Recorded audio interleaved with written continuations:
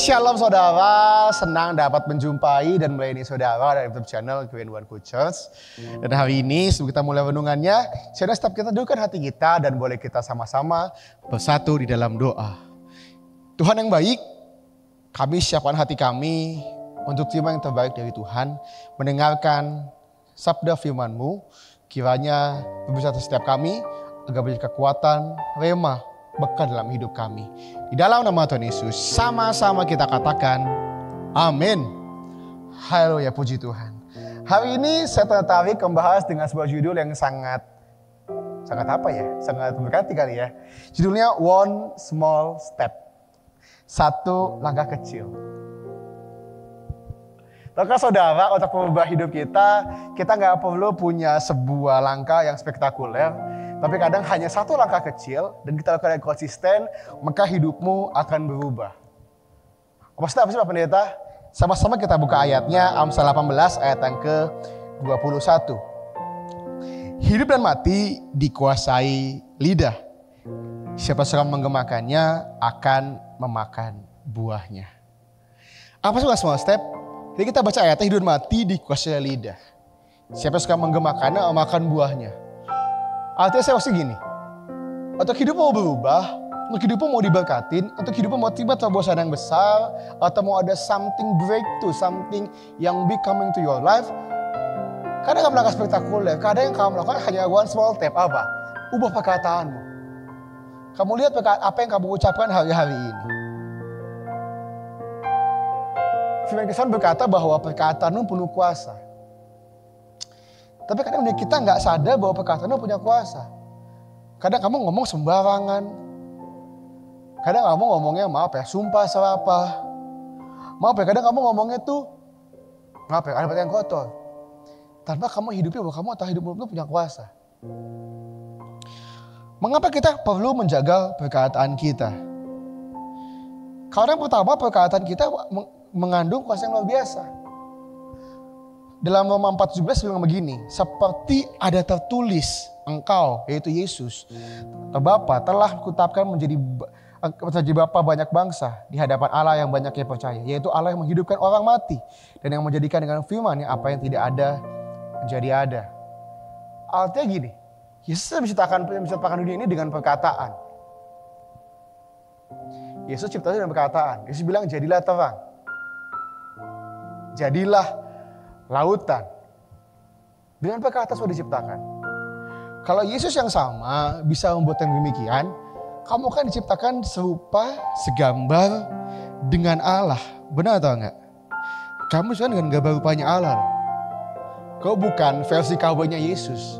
Kamu diciptakan segambar dengan Allah. Sehari kalau kamu tahu kuasa yang sama yang Allah miliki dan kamu pun juga milikin, kenapa kuasa itu gak kamu hidupi dan kamu latih untuk menjadi sebuah kekuatan, sebuah alat yang dapat mengubahkan hidupmu. Baik diri kita saat ada masalah, datang misalkan tokomu sepi. Bangkrut nih gue lama-lama. Kalau itu semua gue bangkrut. Gak heran, bangkrut beneran. Kenapa? Itu yang kamu tabur setiap hari dalam hidupmu. Di musim COVID kemarin bilang begini, mati nih gue. Tapi kok masih hidup kan? Gak mati. Baik-baik aja yang hidup hari ini. Kenapa? Kita pelihara kamu. Jangan ucapin hal yang buruk sama kamu. Taburlah yang baik. Apa yang mau kamu lihat terjadi dalam hidupmu, perkataanlah demikian. Even walaupun kelihatannya gak mungkin. Walaupun kelihatannya mustahil. Makanya Amsal 18 ayat 21 versi bahasa Indonesia sehari-hari bilang begini. Lidah mempunyai kuasa untuk menyelamatkan hidup atau merusaknya. Orang harus menanggung akibat ucapannya. Dalam Yakobus 3 ayat 4-6 bilang gini. Dan lihat, kapal-kapal walaupun amat besar dan digerakkan oleh angin keras, namun dapat dikendalikan oleh kemudi yang amat kecil menurut kehendak jurumudi. Kata yang kelima. Demikianlah juga lidah walaupun suatu anggota kecil dari tubuh, namun dapat memegahkan perkara-perkara yang besar. Lihatlah Betapa kecilnya api, ia dapat membakar hutan yang besar. Ayat yang ke-6, lidah pun adalah api, yang merupakan suatu dunia kejahatan dan mengambil tempat di antara anggota tubuh kita sebagai suatu yang dapat menodai seluruh tubuh dan menyalakan roda kehidupan kita. Sedang ia sendiri dinyalakan oleh api neraka. Berarti bilang gini, kapalnya gede, tapi dikasih satu hal kecil, namanya kemudi. Pintunya besar, kuncinya kecil, benar atau enggak? Mobilmu gede misalkan, mobilmu apa? Sebutin mobilmu, Pak mobil saya gak ada pintu, pick up contohnya. Atau benar bebas, mobilmu apa? Kamu bawa truk misalkan, mobilmu besar. Apakah kunci sebesar mobilmu? Enggak kan, paling kuncinya segini. Atau mungkin udah gak pakai kunci lagi, tinggal klik doang. Benar atau enggak? Hidup pun juga begitu. Mau ada perkara yang besar dalam hidupmu, kuncinya cuma hal yang kecil. Apa? Perkataanmu. Mulai ucap yang baik sama hidup. Mulai tabur yang baik. Jangan harapkan tua yang baik kalau yang kamu tabur yang buruk. Kamu nanam benih pohon mangga, yang tumbuh pasti mangga. Gak mungkin yang tumbuh durian, leci, gak mungkin. Kalau kamu yang tabur kalimat yang melemahkan iman, kutuk dalam hidupmu, jangan harap yang kamu tuai pun gak baik. Apa yang terjadi walaupun matamu belum melihat, ataupun kalau bahasanya itu saya gak lihat titik terangnya. Tapi mulai berkata baik sama hidupmu, sama suamimu, sama rumah tanggamu, sama anak-anakmu, sama masa depanmu. Amin. Yang kedua, karena perkataan dimulai dari hati. Yang kembali Yakobus 3, 10-12. Dari mulut satu keluar berkat dan kutuk. Hal ini saudara-saudaraku tidak boleh demikian terjadi. Adakah sumber memancarkan air tawar dan air pahit dari mata air yang sama? Saudara-saudaraku, adakah pohon ara dapat mengalirkan buah zaitun dan adakah pokok anggur menghasilkan buah ara? Demikian juga mata air asin tidak dapat mengeluarkan air tawar. Lukas 6:45. Orang yang baik mengeluarkan barang yang baik dari perbendaharaan hatinya yang baik.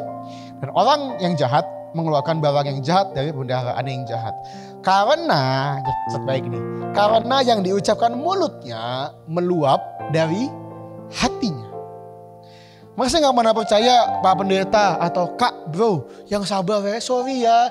Dia emang mulutnya doang yang jahat tapi orangnya baik kok.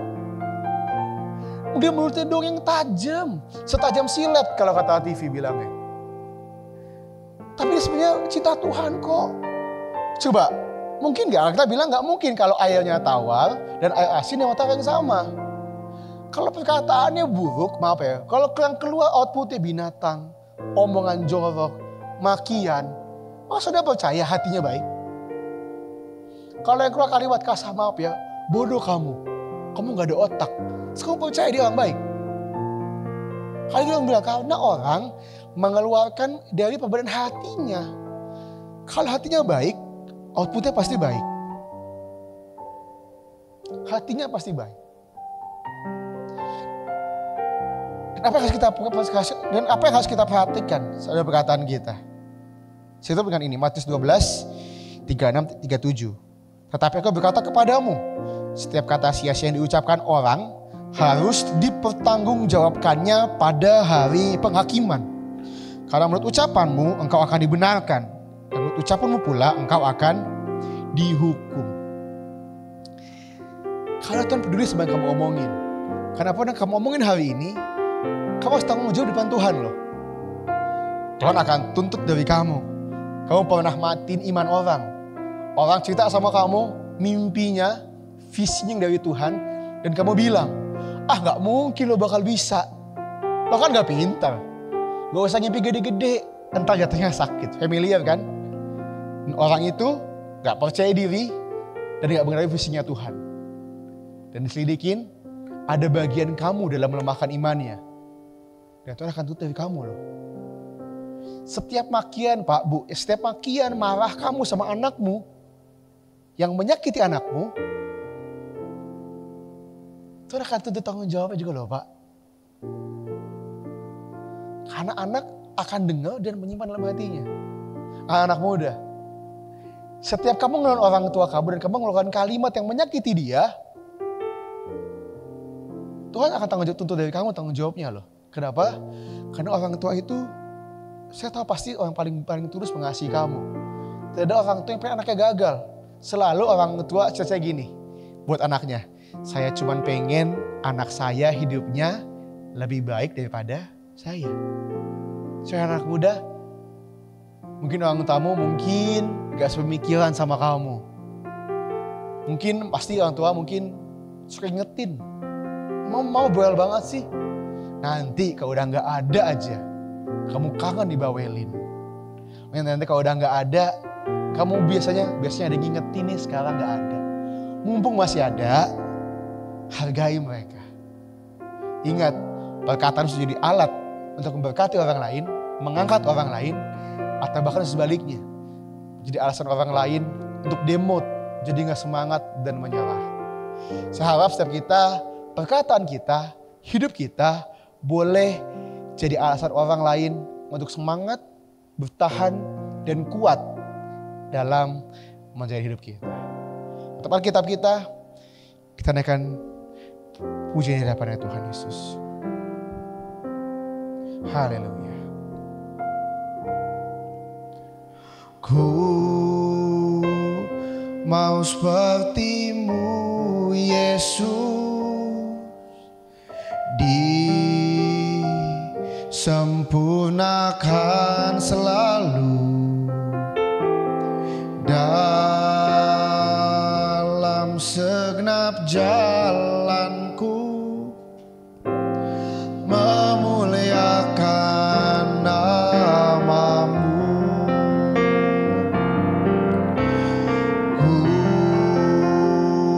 mau seperti-Mu Yesus, disempurnakan selalu dalam segenap jalanku, memuliakan nama-Mu. Tuhan Yesus, kami telah dengar firman-Mu pada hari ini. Kiranya kami berdoa Tuhan boleh memakai lidah bibir perkataan kami untuk dapat menjadi berkat bagi sesama kami, bagi orang lain, untuk menjadi sumber kekuatan bagi orang lain, sumber alasan orang lain bersuka cita, bukan bahkan sebaliknya, untuk melemahkan orang lain, menghancurkan hidup orang lain, atau menyakiti orang lain. Kiranya hidup kami boleh dipakai menjadi berkat, agar semakin hari kami semakin diubahkan serupa segambar dengan Kristus. Hidup kami ke dalam tangan Tuhan. Bergeraklah, pimpin langkah kami di dalam nama Tuhan Yesus. Sama-sama kita katakan amin. Semangat saudara, dan jangan lupa punya surga. Crazy in love with you. Bye-bye.